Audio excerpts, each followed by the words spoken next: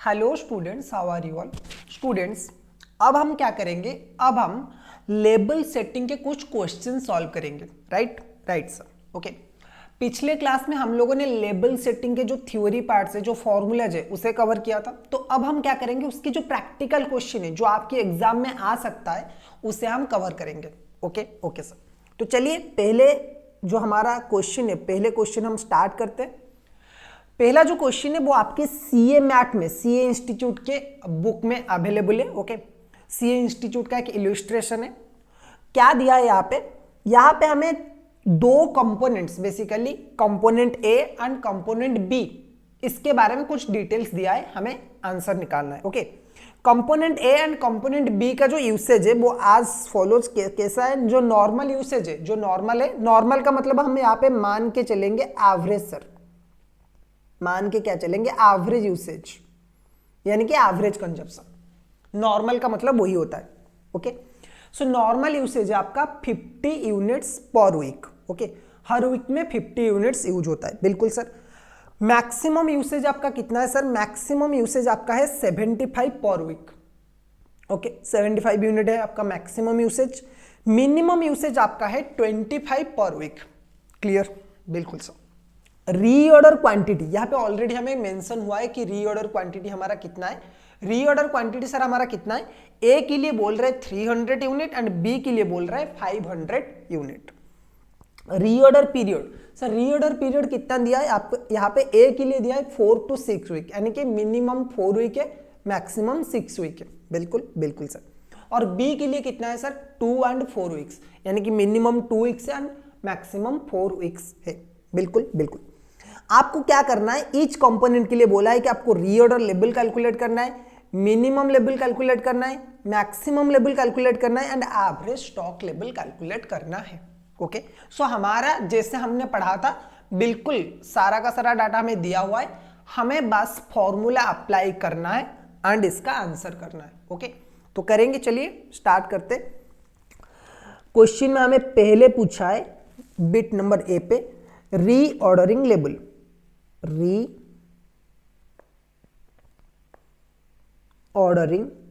Level, right. So sir reordering level, इसका formula क्या होता है, कैसे हमारा रीऑर्डरिंग लेवल कैलकुलेट होता है। ओके, बताइए हमें। So sir reordering level calculate होता है आपका मैक्सिमम कंजप्शन, यानी कि मैक्सिमम यूसेज मल्टीप्लाइड बाय आपका मैक्सिमम पीरियड, या फिर आप बोल सकते हैं मैक्सिमम लीड टाइम, जो हमने पढ़ा था। ओके, आप इसे लीड टाइम भी बोल सकते हो, आप इसे पीरियड भी बोल सकते हो, कुछ भी बोल सकते हो। Okay, so maximum usage into maximum period, यानी कि मैक्सिमम डिलीवरी टाइम या फिर मैक्सिमम लीड टाइम। ओके, सो कंपोनेंट ए के लिए, for component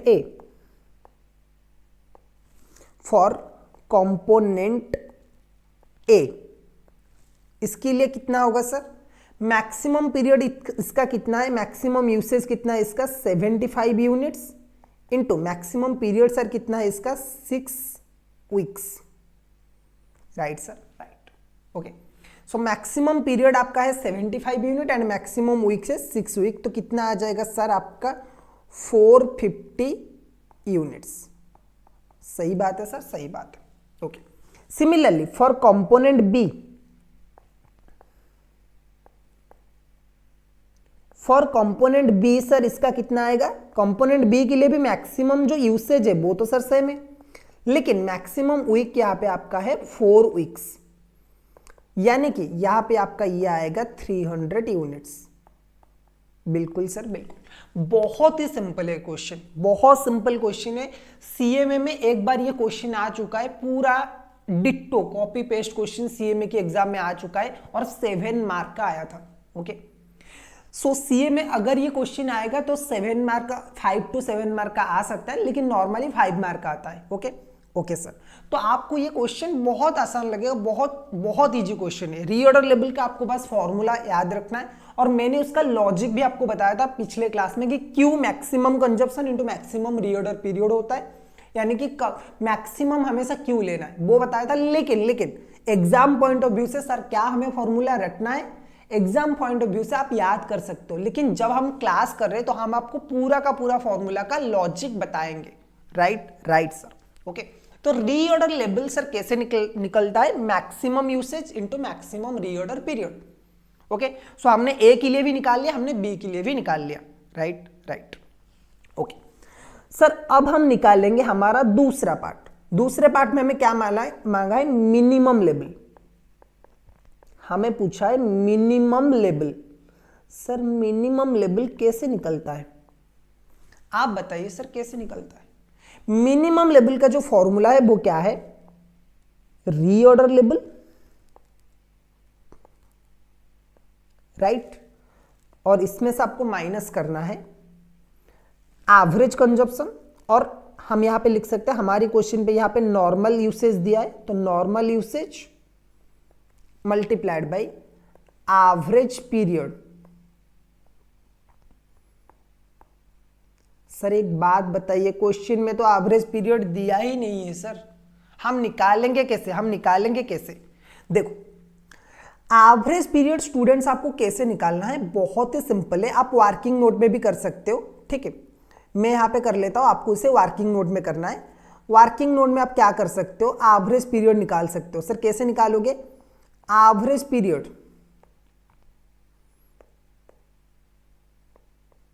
period equal to maximum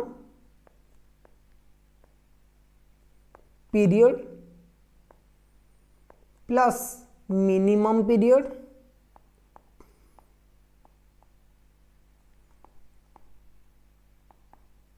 divided by 2 होता है। तो सर ए के लिए कितना आएगा, सर बहुत ही सिंपल है, 4 + 6 डिवाइडेड बाय 2 यानी कि 5। सर बी के लिए कितना आएगा, सर 2 + 4 डिवाइडेड बाय 2 यानी कि 3। यानी कि ए के लिए जो एवरेज वीक आएगा वो आएगा 5 वीक्स, एंड बी के लिए जो आएगा वो आएगा 3 वीक्स। बिल्कुल सर। तो हम क्या करेंगे अब, रीऑर्डर लेवल सर कितना है, यहां पे हम लिख लेते हैं for component A, for component ए के लिए सर कितना है। सर क्या हमें ऐसे ही एग्जाम में प्रेजेंट करना है, एब्सोल्युटली स्टूडेंट्स, आपको ऐसा ही जैसे मैं अभी प्रेजेंट कर रहा हूं ऐसे ही आपको एग्जाम में प्रेजेंट करना है। सो कंपोनेंट ए के लिए कितना आएगा सर, अभी हमने निकाला है रीऑर्डर लेवल 450 यूनिट्स, इसमें से हम डिडक्ट करेंगे नॉर्मल यूसेज सर कितना है 50 units, into average period sir आपका कितना है 5 वीक्स। अभी तो सामने सर हमने वर्किंग नोट में निकाला है यहां पे, बिल्कुल सर, ये आपको वर्किंग नोट में करना है। राइट सो आपका आंसर कितना आएगा sir, 450 units minus 250 units equal to 200 units. यानी कि सर मिनिमम लेवल कितना है सर आपका 200 यूनिट्स। राइट। अब फॉर कंपोनेंट बी भी हमें निकालना है,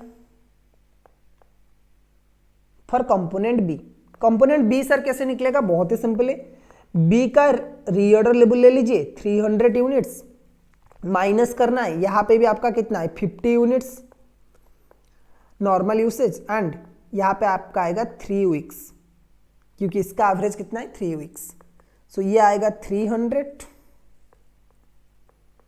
units minus 150 units equal to 150 units.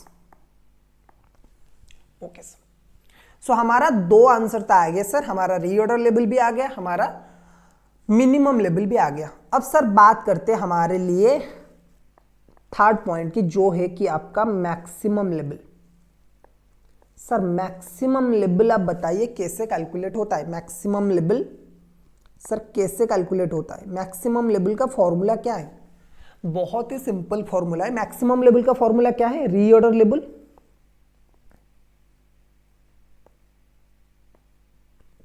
Plus reorder quantity,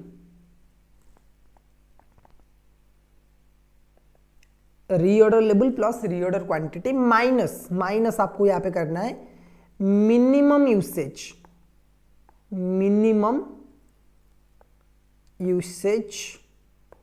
into minimum period,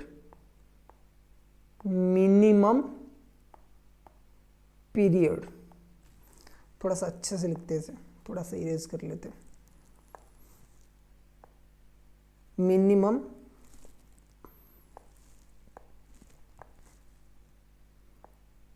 usage into minimum period. Okay, तो sir for component A, sir ये कैसे आएगा? बहुत ही आसान है। रीऑर्डर लेवल आपका कितना है? 450 units, absolutely right sir, 450 units plus reorder quantity. Sir क्या है रीऑर्डर क्वांटिटी? स्टूडेंट्स हमें क्वेश्चन में यहाँ पे दिया हुआ है, क्वेश्चन में हमें दिया हुआ है ए के लिए कितना है 300 यूनिट, बी के लिए कितना है 500 यूनिट, राइट सर। सो ए के लिए कितना है 300 यूनिट्स, वो हमें ले लेना है। उसमें से आपको डिडक्ट करना है मिनिमम यूसेज कितना है sir 25 units into minimum period sir कितना है 4 वीक्स। मिनिमम पीरियड कितना है सर 4 वीक्स, राइट। सो ये कितना आ जाएगा आपका? आ जाएगा ये 450 प्लस 300 माइनस 100 यानी कि 650 यूनिट्स। बिल्कुल सर, हो गया खत्म। उसके बाद सर कंपोनेंट बी का कितना आएगा? बहुत ही सिंपल है, कंपोनेंट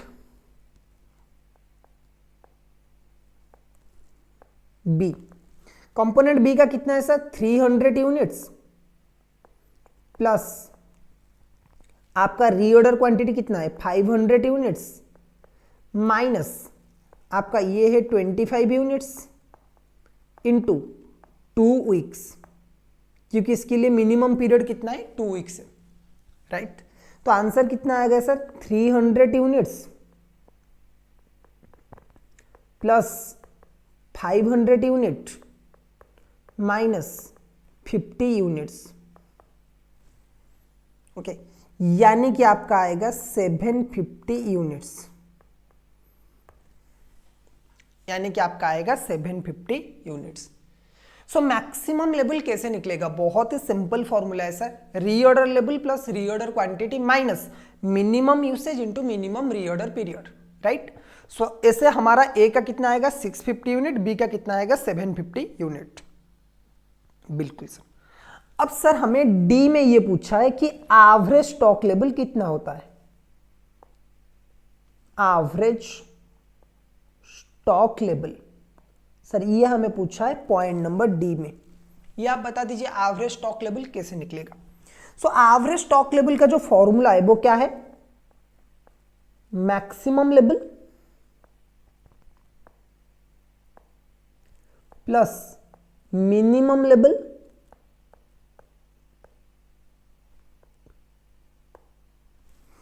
डिवाइडेड बाय 2। आपका मैक्सिमम लेवल कितना है, आपका मिनिमम लेवल कितना है, डिवाइडेड बाय 2 ले लीजिए, तो ये आपका आ जाएगा एवरेज स्टॉक लेवल। आपका मैक्सिमम, आपका मिनिमम डिवाइडेड बाय 2, तो आपका ये जाएगा एवरेज स्टॉक लेवल। तो सर फॉर ए आपका मैक्सिमम कितना है सर? फॉर ए आपका मैक्सिमम कितना होगा सर?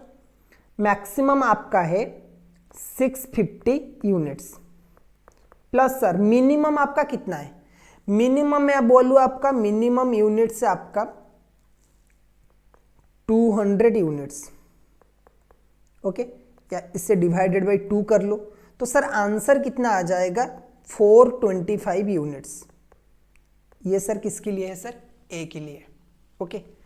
आपको इसे पूरा करना है। फॉर बी कितना हो जाएगा सर? मैं यहाँ पे बस सिंपल आपको कर रहा हूँ। फॉर बी के लिए कितना आ जाएगा? आपका ये है 750 यूनिट्स, ओके, प्लस आपका जो मिनिमम लेवल है वो कितना है 150, उस साइड करते हैं, ओके। ये ए के लिए, तो बी के लिए सर कितना होगा? फॉर बी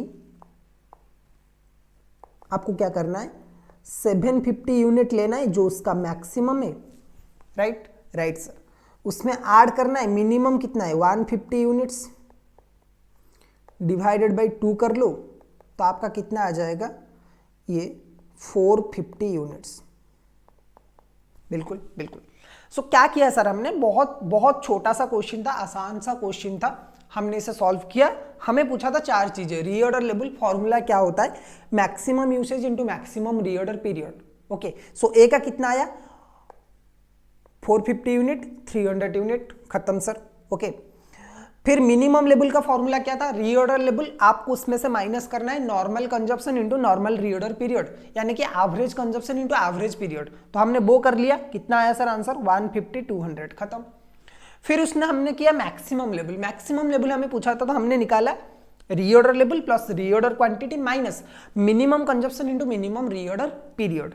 ठीक है, इसका भी आंसर कितना आ जाएगा 650 and 750। Okay sir, book. Average stock level sir क्या बोलता है, एवरेज स्टॉक लेवल बहुत ही सिंपल है, आपको मिनिमम और मैक्सिमम दोनों ले लेना है, डिवाइडेड बाय 2 कर लेना है, आपका आ जाएगा एवरेज स्टॉक लेवल। सो ये आपका आएगा 425, ओके, और इसका आएगा 450 यूनिट्स। ओके, तो एक बार देख लीजिए इसका आंसर, ठीक है, और कॉपी कर लीजिए। ओके, एक बार इसका आंसर आप देख लीजिए और कॉपी कर लीजिए सर, बिल्कुल। फिर हम आगे चलेंगे।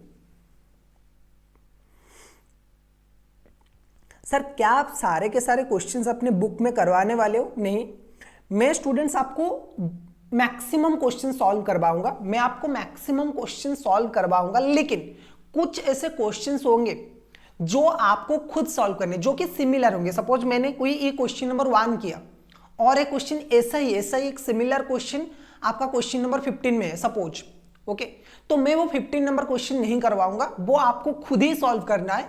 हाँ, आप पहले ट्राई करोगे, उसके बाद आंसर आपके पास ऑलरेडी होगा तो आप आंसर चेक कर लोगे, लेकिन पहले मैं आपको सजेस्ट करूंगा कि पहले आप ट्राई करिए। ओके, जब आप खुद वो क्वेश्चंस करोगे ना, ये सारे के सारे जो क्वेश्चन है वो आइदर आपकी बुक के या फिर तो पास्ट ईयर के क्वेश्चन से, ओके, या फिर ऐसे क्वेश्चन है जो आपके एग्जाम में आ सकते हैं, आरटीपी एंड एमटीपी के क्वेश्चन से, बिल्कुल बिल्कुल। तो इससे अगर आप सॉल्व करोगे तो आपका एक कॉन्फिडेंस बिल्ड होगा कि हाँ हम क्वेश्चन सॉल्व कर सकते हैं। Right sir. तो ये जो क्वेश्चन है ये आपको रेगुलरली सॉल्व करने, एक दिन में आप एवरेजली सोच के चलिए कि कॉस्ट अकाउंटिंग में अगर आप एक दिन में 3 क्वेश्चन सॉल्व करते हैं ना, क्लास करेंगे, ऑनलाइन में क्लास कर रहे हैं, तो ये सबसे बड़ा नेगेटिव है कि आपको गाइड करने के लिए कोई नहीं है, ठीक है, लेकिन आपको खुद को कंट्रोल करना है। तो आपको क्या करना है, हर दिन आप एवरेज सोच लीजिए कि आपको 3 क्लासेस, मतलब एक क्लास कर रहे हो 3 क्वेश्चन प्रैक्टिस करना है, बस आपको बस और बस सिर्फ 3 क्वेश्चन प्रैक्टिस करना है। और हर दिन अगर आप ये 3 क्वेश्चन प्रैक्टिस करते हो ना, ये जो पावर ऑफ कंसिस्टेंसी है ना, अगर इस कंसिस्टेंसी को आप फॉलो करते हो, हर दिन 3 क्वेश्चन करते हो, तो जब आपका एग्जाम आएगा ना, आपको बिल्कुल प्रैक्टिस नहीं करोगे ना तो भी आप कर सकते हो, क्योंकि ऑलरेडी इतने क्वेश्चंस आप कर चुके हो।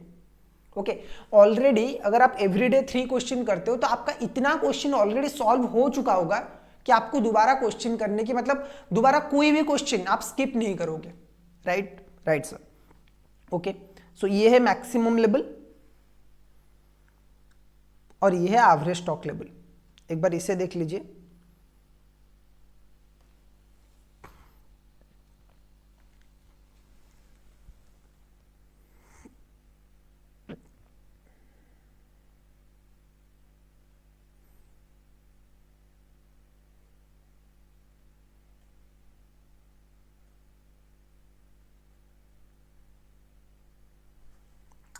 और ये है average stock level, right.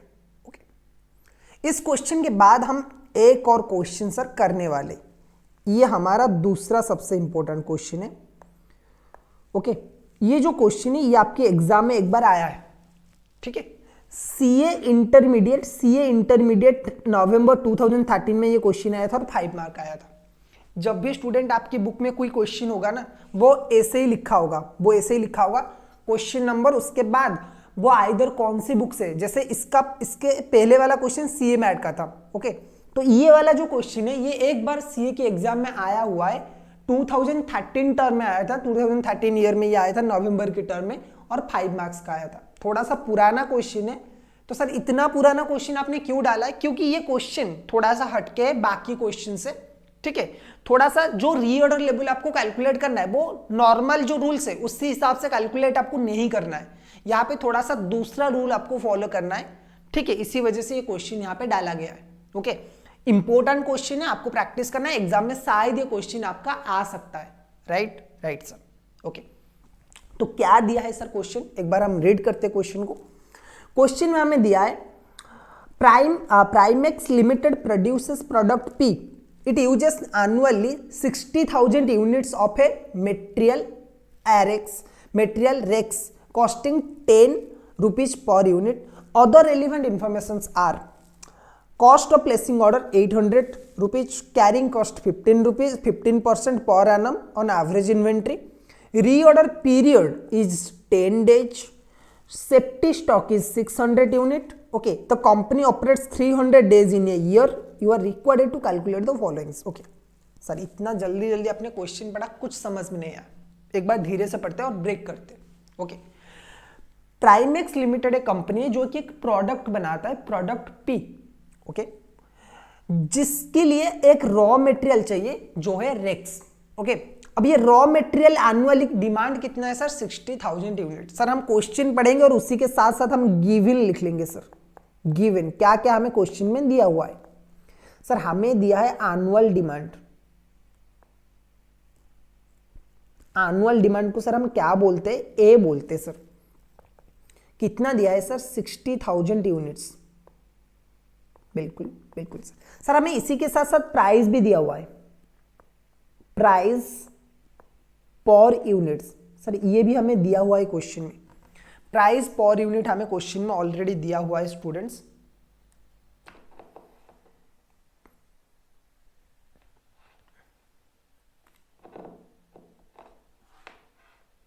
Sorry एक मिनट,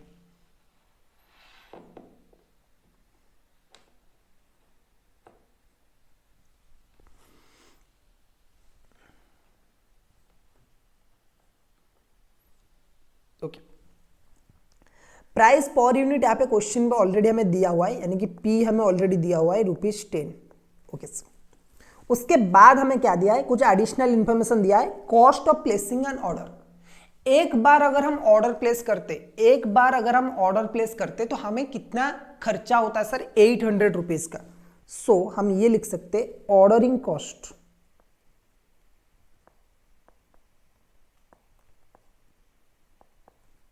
पर ऑर्डर, यह हम सर लिख सकते हैं ओ, जिसे हमें शॉर्टली बोलेंगे ओ का प्राइस कितना है सर? 800 रुपीज। एक बार सर अगर हम ऑर्डर करते हैं ना तो कितना बोलते हैं, कितना खर्चा होता है सर? 800 का खर्चा होता है। ओके सर, कैरिंग कॉस्ट दिया हुआ है हमें, बिल्कुल दिया है कैरिंग कॉस्ट, यानी कि सी कितना दिया है? 15% ऑफ ₹10, यानी कि 1.5। ओके सर, ये भी हमने निकाल लिया। राइट सर, और क्या दिया है सर? और सर दिया है आपका रीऑर्डर पीरियड, आपका और दिया हुआ है रीऑर्डर पीरियड। सर कितना दिया हुआ है रीऑर्डर पीरियड? रीऑर्डर पीरियड आपका दिया हुआ है 10 डेज का, यानी कि हर 10 दिन में हम क्या करते हैं? ऑर्डर प्लेस करते हैं।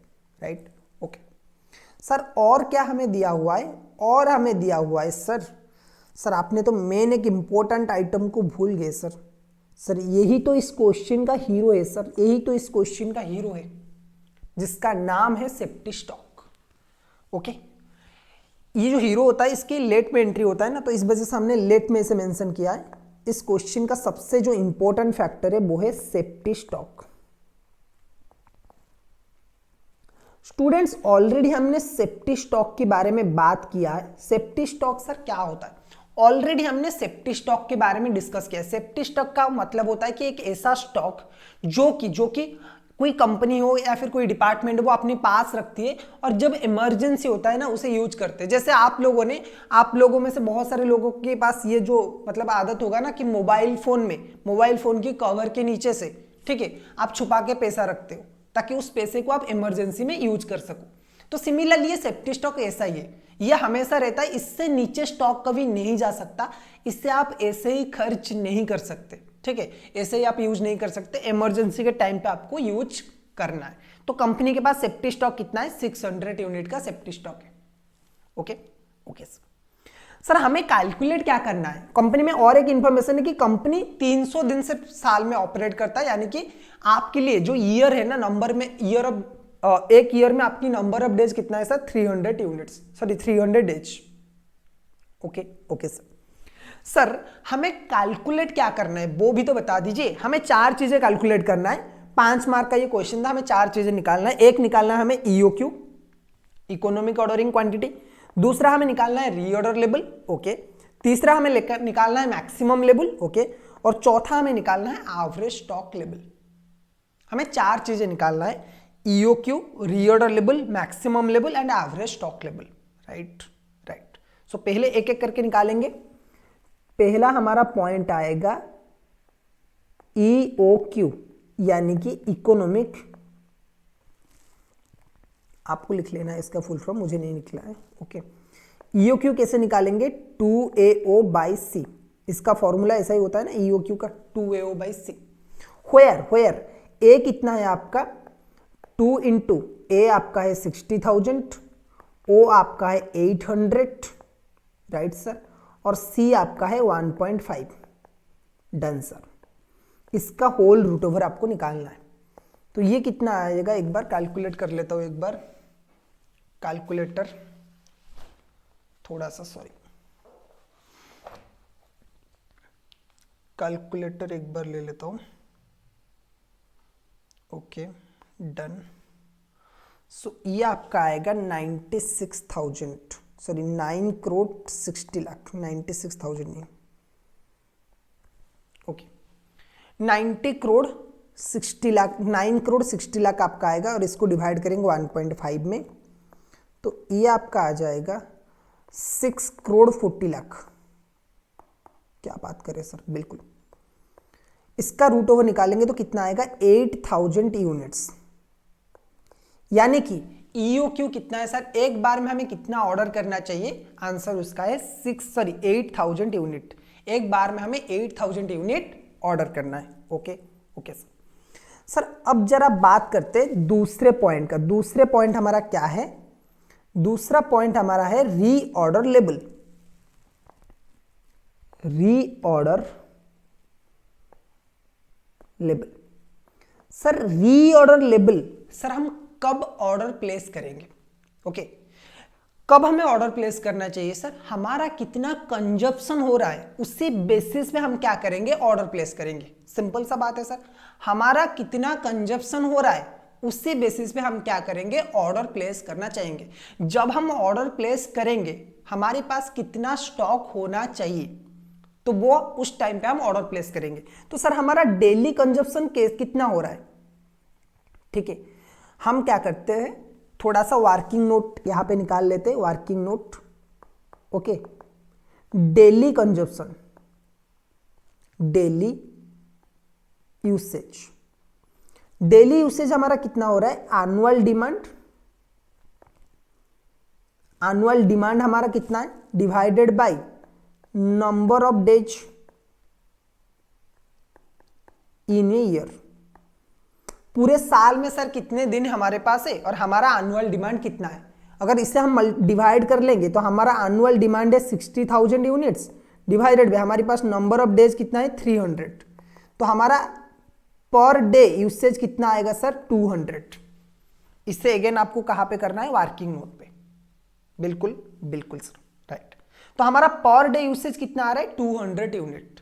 तो सर रीऑर्डर लेवल कितना होगा, देखो हमारे पास कितना स्टॉक होना चाहिए सर, हमारा यूसेज जितना हो रहा है, ठीक है, हमारा जितना यूसेज हो रहा है, तो एक तो हमारे पास होना चाहिए सर हमारे फिल्म का हीरो यानी कि सेफ्टी स्टॉक, वो तो सर हम खर्च कर ही नहीं सकते, safety stock.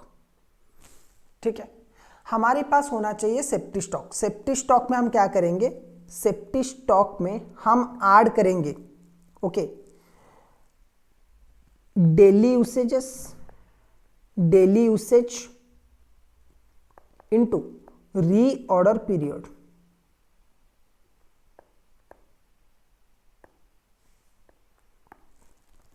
Okay sir reorder level कैसे निकलेगा? सिंपल सा बात है सर, डेली हमारा कितना खर्चा हो रहा है और हमें एक ऑर्डर प्लेस करने में, एक ऑर्डर हमारे पास जब पहुंचेगा ना, हमारे पास रीच होगा ना, कितना टाइम लगेगा? सिंपल सर बता दीजिए। सो सर एक तो हमारे पास वो 600 यूनिट होना चाहिए सेफ्टी स्टॉक में, वो हम खर्च नहीं कर सकते, वो हमारे पास रहेगा। हमारी डेली जो यूसेज है वो है 200 यूनिट्स का, उसमें हम मल्टीप्लाई करेंगे 10 डेज का, क्योंकि एक ऑर्डर आने में हमारे पास 10 डेज का टाइम लगता है। बिल्कुल सर, ये तो बिल्कुल अलग हो गया ना सर। हमारा फॉर्मूला था maximum consumption into maximum reorder period. बिल्कुल स्टूडेंट्स, हमारा जो फॉर्मूला था वो तो ओरिजिनल है, लेकिन ये क्वेश्चन थोड़ा सा अलग है। ये क्वेश्चन थोड़ा सा ट्रिकी क्वेश्चन है, इस वजह से इस क्वेश्चन की क्या रिक्वायरमेंट है, उसी बेसिस पे हमें रीऑर्डर लेवल कैलकुलेट करना है। रीऑर्डर लेवल का बेसिकली फंडामेंटल मीनिंग क्या है कि हमें कब ऑर्डर प्लेस करना चाहिए। ठीक है, हमें कब फ्रेश ऑर्डर प्लेस करना चाहिए। तो हमें कब सर फ्रेश ऑर्डर प्लेस करना चाहिए? बहुत ही सिंपल है, हमारे पास हमारा जितना रिक्वायरमेंट है उतने का स्टॉक हमारे पास होना चाहिए। तो हमारा डेली कितना यूज हो रहा है? 200 यूनिट्स। हमें एक ऑर्डर प्लेस करने में टाइम कितना लगेगा सर? 10 डेज का टाइम लगेगा। तो हमारा जो रीऑर्डर लेवल बेसिकली होना चाहिए वो कितना होना चाहिए? 200 यूनिट इंटू 10। यही तो हमने पढ़ा था सर। लेकिन सर ये 600 कहां से आ गया? 600 क्योंकि आपका सेफ्टी स्टॉक है, आपका फिल्म का हीरो है, तो ये हमेशा आएगा। ओके, सो आपके पास कितना स्टॉक होना चाहिए? 2600 यूनिट, तब आप ऑर्डर प्लेस करोगे। आपके पास 2600 यूनिट होना चाहिए, तब जाके आप ऑर्डर प्लेस करोगे। ओके, तो सर ये तो हो गया रीऑर्डर लेवल। ओके सर, अब बात करते हैं हमारा मैक्सिमम लेवल कितना होगा। मैक्सिमम लेवल सर कितना होगा? ओके, तो सर मैक्सिमम लेवल का फॉर्मूला क्या है, एक बार बता दीजिए। मैक्सिमम लेवल का फॉर्मूला आपका है reorder level, right, plus reorder quantity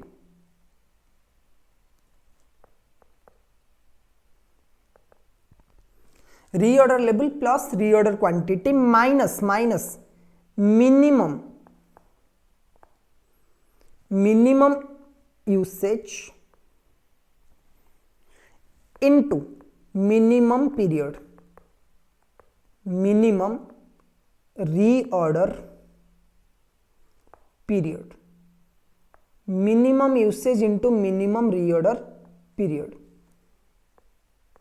okay sir, तो सर ये फॉर्मूला है। ओके, तो इसका आंसर सर कैसे आएगा? सर हमारे पास तो मिनिमम कंजप्शन है ही नहीं ना सर, हमारे पास तो एक ही अवेलेबल है डाटा कि हमारा पर डे कंजप्शन 200 हो रहा है, वो भी एवरेज बेसिस पे, और हमें 10 दिन का टाइम लग रहा है ऑर्डर प्लेस करने में, तो हम वही ले लेंगे। ओके सर, तो एक ब्लैंक स्पेस ले लेते हम लोग। हमारा रीऑर्डर लेवल कितना है सर? 2600 यूनिट का। ओके सर, बिल्कुल। सर हमारा जो EOQ है, रीऑर्डर क्वांटिटी, वो कितना है सर? 8000 यूनिट का। सर ये भी हो गया, बिल्कुल। सर हमारा जो मिनिमम यूसेज है वो कितना है सर? मिनिमम यूसेज आपका कितना है सर? 200 इंटू 10, क्योंकि यही आपका मिनिमम है, यही आपका मैक्सिमम है, इसके सिवा कुछ नहीं है। ओके, 200 यूनिट आपका नॉर्मली कंजप्शन हो रहा है, ना तो मैक्सिमम है ना तो मिनिमम है, सब कुछ जो भी आपके पास यही है बस। ठीक है, तो आपको 200 इंटू 10 इतना करना है, बिल्कुल। तो सर कितना आ जाएगा ये टोटल सर आपका कितना आ जाएगा? देख लेते एक बार। टोटल आपका आ जाएगा 2600 प्लस 800 माइनस 2000, तो ये आ जाएगा 8600 units. Okay sir, done. So हमारा मैक्सिमम लेवल भी हो गया। सर मिनिमम लेवल हमारा कैलकुलेट करना है। क्यों सर कैलकुलेट करना है मिनिमम लेवल? क्योंकि हमें सर एवरेज लेवल भी तो चाहिए। एवरेज लेवल हमारा कैसे निकलेगा?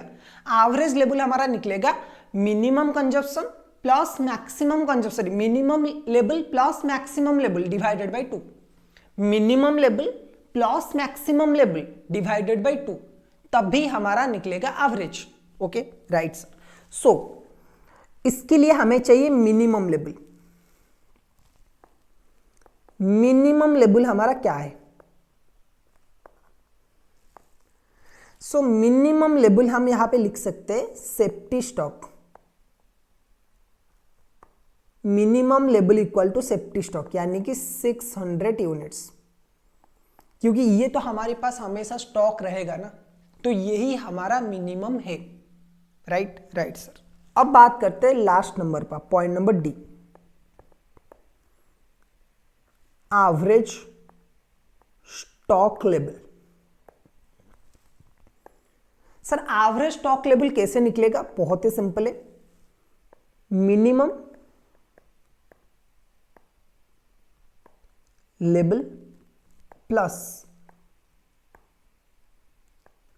Maximum level divided by 2। तो सर ये आपका मैक्सिमम लेवल है 8600 यूनिट, आपका मिनिमम लेवल है 600 यूनिट, डिवाइडेड बाय 2 कर लीजिए। ठीक है, सो आपका आ जाएगा ये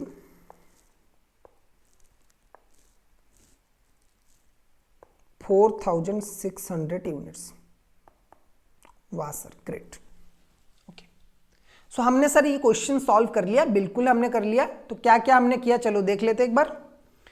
हमने पहले हमारे जो भी गिवन थे क्वेश्चन में, पहले देखो जैसे मैं कर रहा हूं ना स्टूडेंट्स, आपको वैसे ही एग्जाम में करना है। ठीक है, बहुत ही सिंपल है। पहले आपको क्वेश्चन में हमेशा गिवन लिखना है। एनुअल डिमांड हमें पता है 60,000 यूनिट है, प्राइस हमें पता है 10 रुपीज का दिया हुआ है, ऑर्डरिंग कॉस्ट हमें पता है 800 का है। ओके, कैरिंग कॉस्ट हमें दिया हुआ है 15% का। किसका सर 15% का? प्राइस का 15%। Right sir. ओके, तो 1.5 आपका आ जाएगा। इसके साथ साथ हमें और एक चीज भी दिया हुआ है, रीऑर्डर पीरियड। रीऑर्डर पीरियड हमारा कितना है सर? 10 डेज का रीऑर्डर पीरियड है। और हमारा जो सेफ्टी स्टॉक है, जो हमारा फिल्म का हीरो है, वो है आपका sir 600 units. Done sir. Okay, तो सर हमें करना क्या है? हमें निकालना है average per day consumption. Per day consumption, average consumption sir कितना है? एनुअली हमारे 300 डेज है, एनुअल कंजप्शन है 60,000। तो आपको क्या करना है? Annual demand divided by number of days in a year, इसको डिवाइड कर लेना है। ओके, सो आपका आ जाएगा 60,000 डिवाइडेड बाय 300, तो आपका आएगा 200 यूनिट। ये क्या है सर? पर डे कंजप्शन आपका है। इसके बाद हम सब कुछ निकाल सकते हैं। पहले निकालेंगे सर EOQ, पहले हम निकालेंगे इकोनॉमिक ऑर्डरिंग क्वांटिटी। तो फॉर्मूला क्या है? 2AO by C. 2AO by C, 2 into 60,000 into 800 divided by 1.5, तो आपका ये आ जाएगा 8000 यूनिट्स। उसके बाद हम निकालेंगे रीऑर्डर लेवल। रीऑर्डर लेवल हमारा कैसे निकलता है? Maximum consumption into maximum lead time. लेकिन सर यहाँ पे तो कोई भी मैक्सिमम नहीं है ना, यहाँ पे तो एक ही कंजप्शन है, एक ही लीड टाइम है, तो उसी को भाई मल्टीप्लाई करो। Daily usage into reorder period plus plus plus हमारा जो फिल्म का हीरो है सर, हमारा फिल्म का जो हीरो है, ठीक है, सेफ्टी स्टॉक। सेफ्टी स्टॉक को हम ले लेंगे, तो सेफ्टी स्टॉक ऐड कर लेंगे, उसके साथ हमारा जो डेली कंजप्शन है और डेली जो हमारा डेली कंजप्शन है, जो रीऑर्डर पीरियड है, उसे मल्टीप्लाई करेंगे, तो हमारा आ जाएगा रीऑर्डर लेवल। राइट, उसके बाद हमें निकालना है मैक्सिमम लेवल। मैक्सिमम लेवल का फॉर्मूला क्या है? Reorder level plus reorder quantity minus minimum consumption into minimum reorder period. So sir एक बात बताइए कि हमारा मैक्सिमम हमारा जो रीऑर्डर लेवल है वो कितना है? 2600 यूनिट प्लस हमारा जो रीऑर्डर क्वांटिटी है वो कितना है सर? 8000 यूनिट। उसमें से माइनस करेंगे सर कितना? जो भी हमारा कंजप्शन के लिए बचा है, 200 यूनिट इंटू 10, यानी कि आपका आंसर आ जाएगा sir 8600 unit. Right sir, right. उसके बाद हम मिनिमम लेवल निकालेंगे, क्योंकि हमें एवरेज लेवल के लिए, एवरेज स्टॉक लेवल के लिए मिनिमम लेवल की जरूरत है। Okay, so minimum level equal to आपका क्या होगा यहाँ पे, सेफ्टी स्टॉक, जो आपका फिल्म का हीरो है वही आपका मिनिमम लेवल है, यानी कि 600 यूनिट्स, राइट। उसके बाद आपका आ जाएगा average stock level. Average stock level sir क्या बोलता है? एवरेज स्टॉक लेवल सिंपल बोलता है minimum stock level plus maximum stock level divided by 2 कर लीजिए सर, जितना आपका आएगा वो आएगा आपका एवरेज स्टॉक लेवल, यानी कि 4600 units. Done done sir. Okay, so students ये था हमारा 2 क्वेश्चंस। इसके बाद थोड़े से थियोरिटिकल कॉन्सेप्ट में हम चलते और दोबारा हम थियोरिटिकल कॉन्सेप्ट्स को कवर करेंगे। Okay okay sir. सो यहाँ पे हमारा जो EOQ एंड लेबल सेटिंग है ये खत्म हो गया, ठीक है। हम लोगों ने ये सब कुछ कवर कर लिया है। डेंजर लेबल क्या होता है, ये क्या होता है, उसका 1 और 2 क्वेश्चन है जो हम सॉल्व करेंगे बाद में, लेकिन पहले हम थोड़े से थियोरिटिकल चीज़ों को कवर कर लेंगे। और इसमें एक इम्पोर्टेंट क्वेश्चन आता है जिसका नाम है, या फिर इम्पोर्टेंट कॉन्सेप्ट आता है जिसका नाम है ABC एनालिसिस। ओके, बिल्कुल बिल्कुल सर। ओके, यहाँ पे एक पॉइंट आता है जिसका नाम है ABC एनालिसिस। ओके ओके, तो चलिए स्टार्ट करते धीरे धीरे धीरे धीरे। ABC एनालिसिस सर एग्जाम में इंपॉर्टेंट है क्या? बिल्कुल इंपॉर्टेंट है। इसमें से शॉर्ट नोट आपका आ सकता है या फिर थियोरिटिकल क्वेश्चन आ सकता है। ABC एनालिसिस स्टूडेंट्स क्या है? इसका नाम है actually always better control system. Okay, ABC analysis का जो फुल फॉर्म है वो है A stand for always, B stand for better and C stand for control. Okay, so material control का एक टेक्निक है जिसे बोला जाता है always better control method. Okay, इसका नाम है always better control. Okay, always better control, इसीलिए इसे बोला जाता है ABC analysis. Okay, ABC analysis. Okay, क्या है सर इसका फॉर्मूला, क्या है इसका सर फंडामेंटल? बहुत ही सिंपल है। देखो, ये जो सिस्टम है ना, ये बोलता है कि हर एक लाइफ में कुछ चीजें इंपॉर्टेंट होता है, कुछ चीजें जो होता है वो इंपॉर्टेंट है, कुछ चीजें जो होता है वो लेस इंपॉर्टेंट है, और कुछ जो चीजें होते हैं वो बिल्कुल भी इंपॉर्टेंट नहीं है। ओके, हमें क्या करना है? इंपॉर्टेंट चीजों को हमेशा संभाल के रखना है, हमेशा सिक्योरिटी के साथ रखना है, एंड जो लेस इंपॉर्टेंट है उसे थोड़ा सा संभाल के रखेंगे, और जो बिल्कुल इंपॉर्टेंट नहीं है उसे कहीं पे भी फेंक देंगे, उसका इंपॉर्टेंस नहीं है हमारी लाइफ में। सर आपका ये जो इंपॉर्टेंस वर्ड है ना, इसको सुन के ना हमारा पुराना दिन आ गया। उसने भी यही बोला था पहले कि आप मेरे लाइफ में सबसे ज्यादा इंपॉर्टेंट हो, फिर बाद में हमें C कैटेगरी में डाल दिया। ओके, सो ABC एनालिसिस क्या करता है स्टूडेंट्स? ABC एनालिसिस जो, अगर हम मेटेरियल कंट्रोल की बात करें, ABC एनालिसिस क्या करता है? मेटेरियल्स को 3 टाइप में डिवाइड कर लेता है, 3 टाइप में डिवाइड करता है। एक होता है A कैटेगरी, एक होता है B कैटेगरी, एक होता है C category. Okay, A category का मतलब है प्राइम इंपॉर्टेंस कैटेगरी, यानी कि जिनकी वैल्यू सबसे ज्यादा है। ओके, जिन मेटेरियल्स की वैल्यू सबसे ज्यादा है, जिनमें सबसे ज्यादा इन्वेस्टमेंट हुआ है, उसे हम संभाल के रखेंगे, उसे हम केयर के साथ रखेंगे। ओके, जैसे आप अपनी गर्लफ्रेंड को रखते हो। बिल्कुल बिल्कुल। ओके सर, मैं भी उसे A कैटेगरी में रखना चाहता था, मैं तो उसे A कैटेगरी में रखता था सर, लेकिन उसने ही मुझे C कैटेगरी में डाल दिया।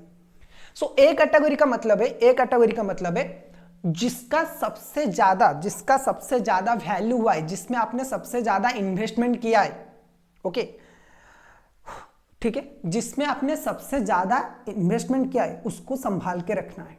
ओके, B कैटेगरी का मतलब होता है less important. Okay, less important मतलब उसमें भी आपने इन्वेस्टमेंट किया है लेकिन उसकी वैल्यू मॉडरेट है।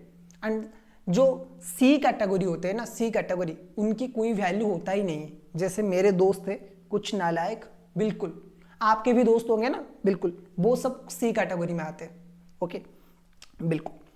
सो ABC stand for always better control. ये क्या बोलता है?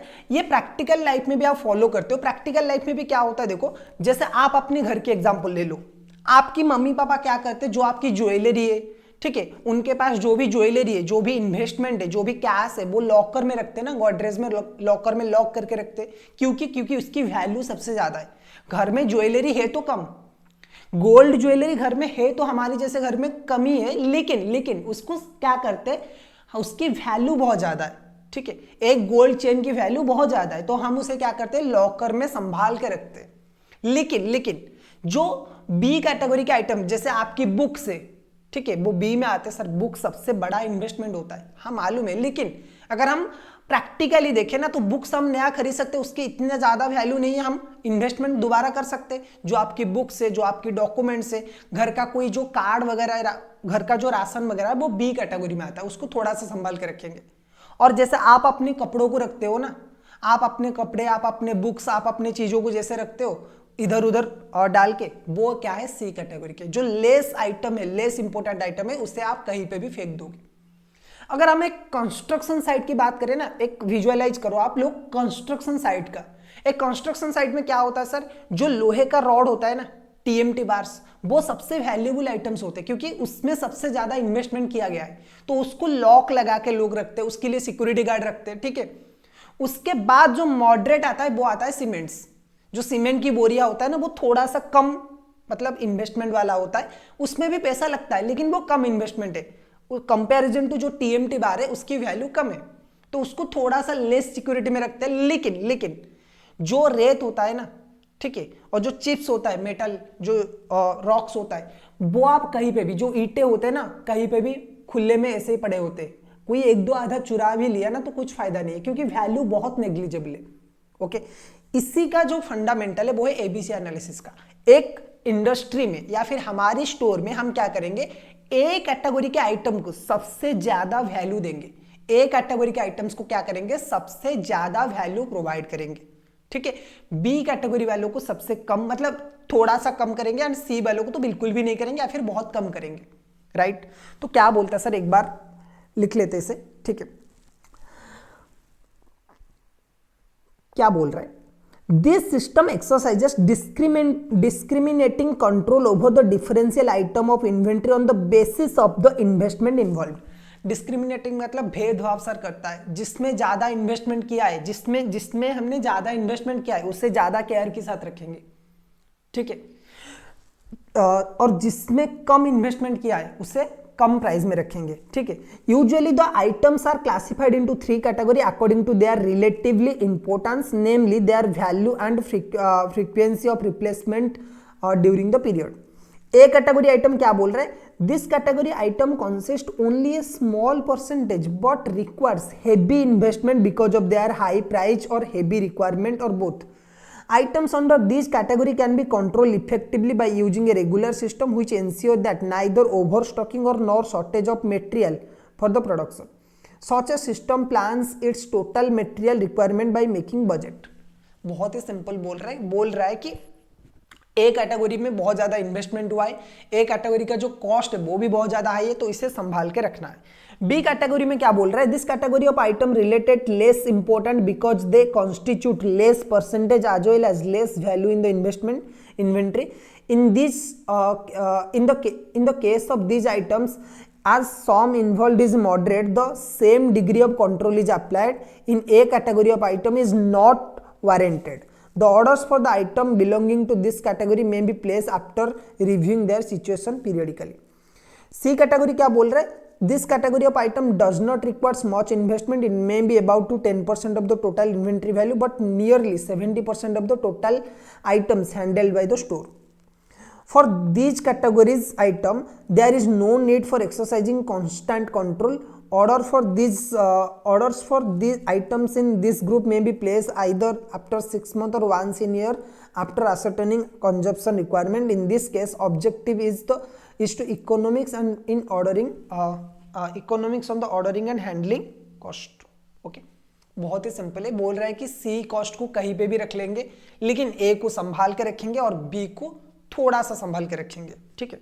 ओके सर, ये एडवांटेजेस क्या है, क्या क्या एडवांटेजेस है कि हम एबीसी एनालिसिस में या फिर एबीसी का क्या क्या बेनिफिट्स है एक ऑर्गेनाइजेशन को, क्यों सर एबीसी कंट्रोल फॉलो करना चाहिए, क्यों सर आपको एबीसी कंट्रोल फॉलो करना चाहिए, उसकी क्या क्या बेनिफिट्स है वो थोड़ा बता दीजिए।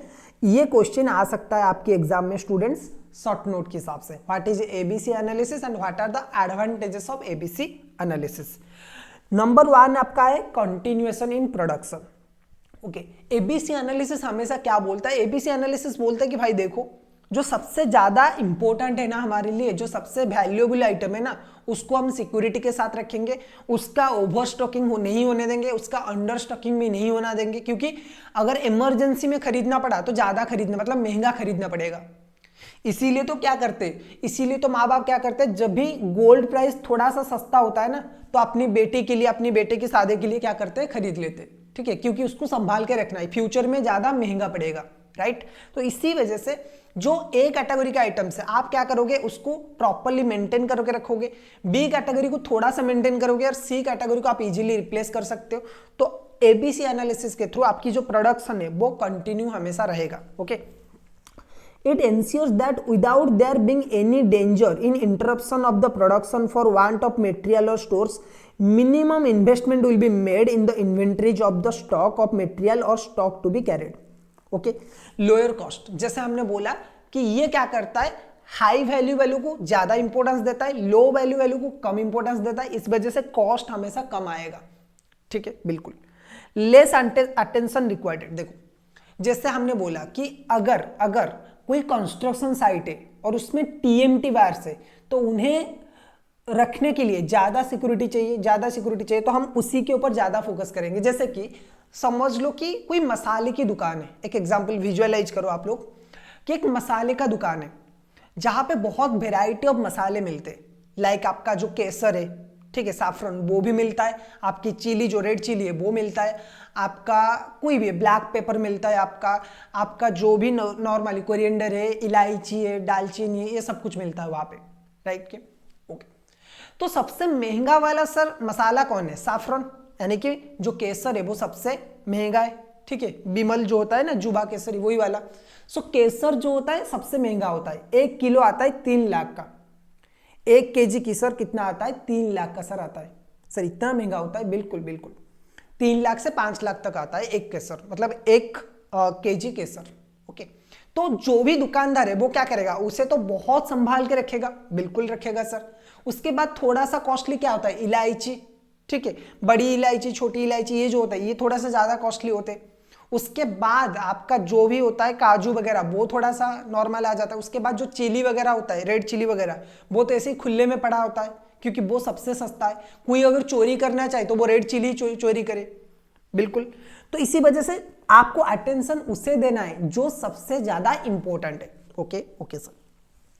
उसके बाद आता है सिस्टमेटिक वर्किंग। ठीक है, एबीसी एक चीज तो कर लेता है कि सर सिस्टम है, सबसे ज्यादा जिसको इंपॉर्टेंस देना चाहिए उसे इंपॉर्टेंस देंगे, सबसे ज्यादा जिसको इंपॉर्टेंस नहीं देना है, सबसे कम इंपॉर्टेंस जिसको देना है उसे ही देंगे। तो सिस्टमेटिक काम ये करता है। बिल्कुल बिल्कुल सर। ओके,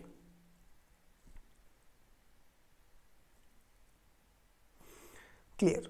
उसके बाद सर हम क्या करते हैं, उसके बाद और कुछ आइटम्स है जो कि बिल्कुल सिमिलर है आपका, सिमिलर है एबीसी एनालिसिस की तरह। एबीसी एनालिसिस क्या होता है? एबीसी एनालिसिस आपका जैसे है ऑलवेज बेटर कंट्रोल, जो A category, B category and C category item में डिवाइड करता है, उसी तरह से आपका कुछ और भी मेथड्स है। जैसे कि आपका एक मेथड है FNS system, FSN inventory.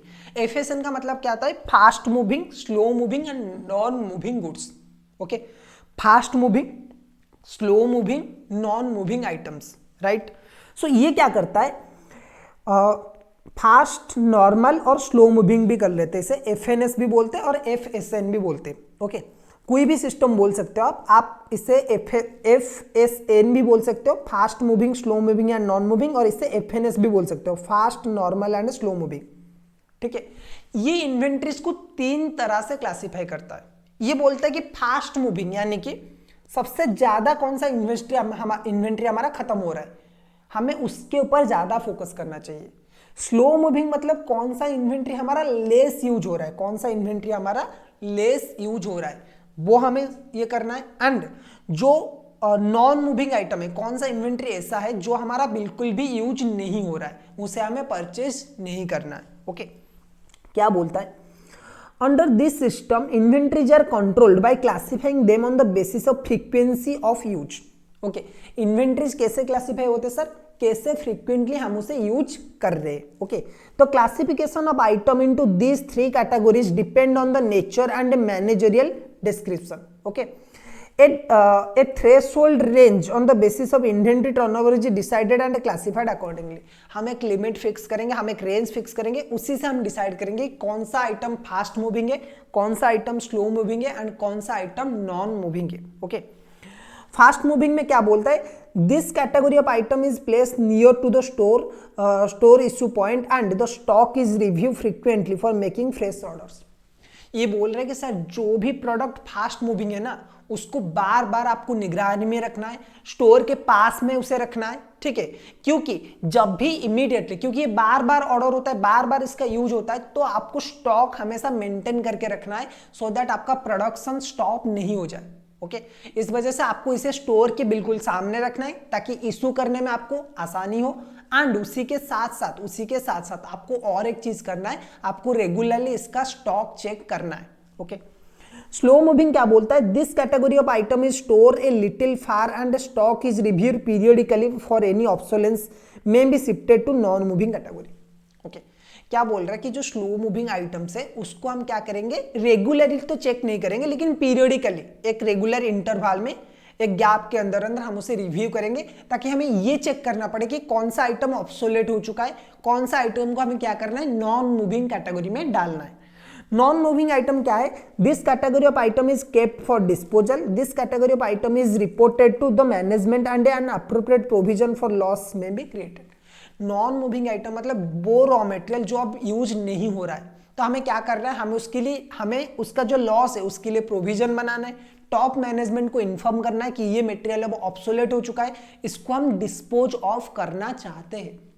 Okay, तो ये भी एक अच्छा कैटेगरी है जहां पे आप फ्रीक्वेंसी ऑफ यूज के बेसिस पे मटेरियल को डिवाइड कर सकते हो। बिल्कुल। Okay, some of the failure of slow moving and non moving inventory are stated below. Sir ये कोई इन्वेंट्री स्लो मूविंग या नॉन मूविंग क्यों बन जाता है?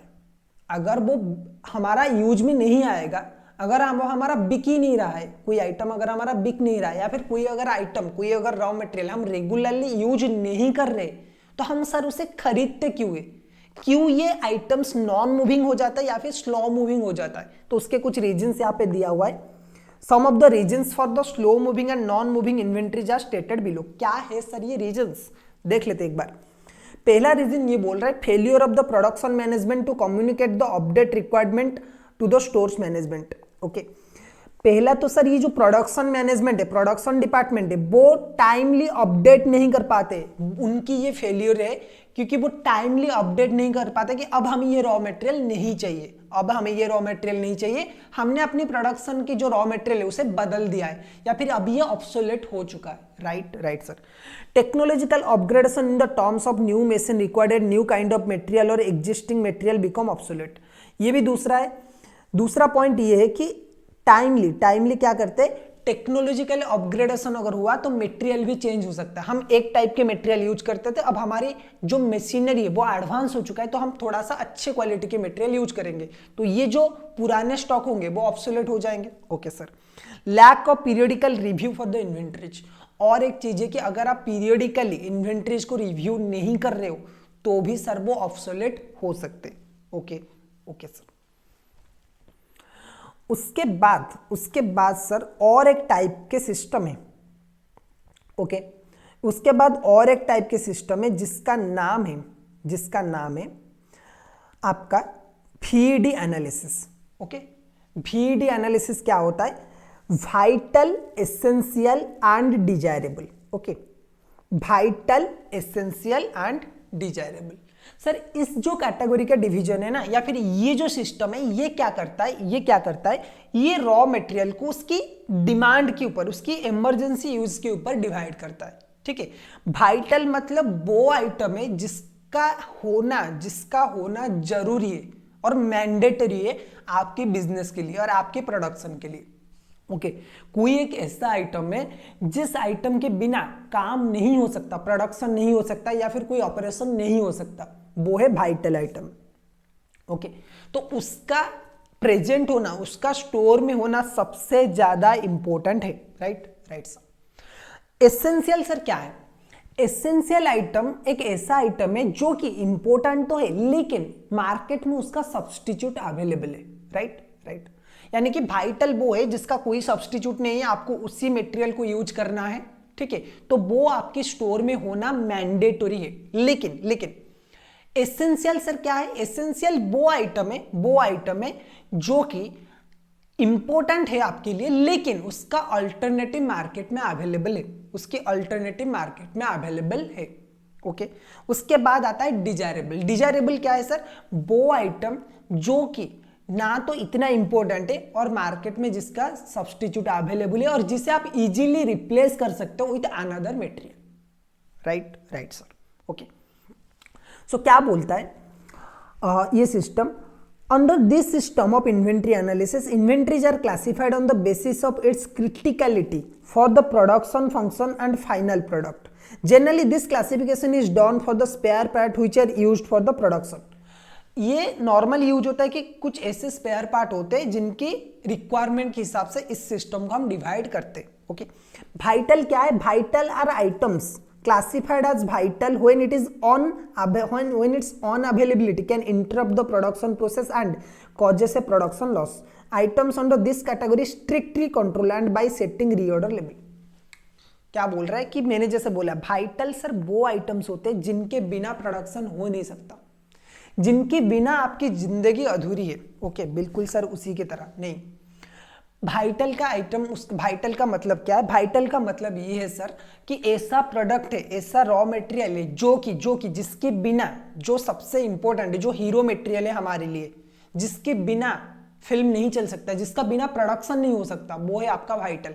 आपको उसे संभाल के रखना है, आपको उसे संभाल के रखना है एंड उसका रीऑर्डर लेवल हमेशा सेट करके रखना है। जब वो रीऑर्डर लेवल पे टच करेगा हम दोबारा ऑर्डर करेंगे, हमेशा उसके स्टॉक को वेरीफाई करना चाहिए। ओके, एसेंशियल की बात करें तो सर ये साइड हीरो है लेकिन हीरो भी है ना सर? बिल्कुल, साइड हीरो भी है लेकिन वो हीरो है। क्या बोल रहा है? Items under this category are essential but not vital. Unavailability may cause substandardized and loss of efficiency in the production process. Items under this category are reviewed and periodically and get the second priority. क्या बोल रहा है? ये बोल रहा है कि essential वो आइटम है जिसकी सब्सटीट्यूट अवेलेबल है.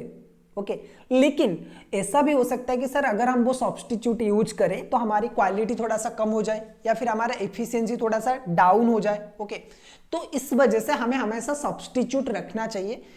ओके, लेकिन हमें उसे प्रायोरिटाइज भी करना चाहिए. हम उसे सेकंड प्रायोरिटी में रखेंगे after vital. Okay, desirable sir क्या बोलता है? डिजायरेबल बोलता है कि items under this category are optional in the nature. On availability does not cause any production और एनी एफिशिएंसी लॉस. ये बोल रहा है कि डिजायरेबल वो प्रोडक्ट्स है जिनकी अवेलेबिलिटी होना या फिर ना होने से कोई फर्क नहीं पड़ता. जैसे आपके माँ बाप को आपके होने या फिर ना होने से कोई फर्क नहीं पड़ता. एक नंबर के नालायक हो आप लोग. सर ऐसे क्या बोल रहे हैं हमें? नहीं, मजाक कर रहा था. हर माँ बाप के लिए हर उनका बेटा मतलब अच्छा होता है, एलन मस्क की तरह होता है, भले ही उन्हें बहुत झूठ बोलना पड़े. ओके, सो डिजायरेबल आइटम वो है जिसके बिना भी काम चल सकता है. ठीक है, जैसे उसकी जिंदगी आपके बिना अभी अच्छी खासी चल रही है, आप उसके लिए डिजायरेबल थे लेकिन आपके लिए वो वाइटल था. ओके, छोड़ो.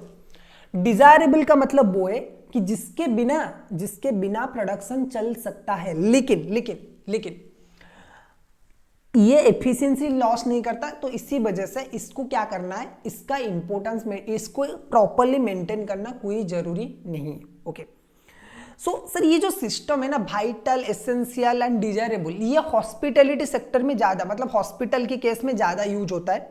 ठीक है, so for instance in hospital administration stock of medicines essential chemicals are categorized as VD analysis or FNA system. In the case of life saving rare and critical drugs they are belonging to categorized as vital inventory. जैसे मैंने बोला कि hospital case में क्या हो सकता है कि ये जो ABC है ना, ABC एप्लीकेबल नहीं होगा वहां पे. ठीक है, वहां पे आपको क्या करना है, वाइटल, एसेंशियल, डिजायरेबल उस हिसाब से लेना है. या फिर आप FNA सिस्टम कर सकते हो, fast moving, slow moving, non moving.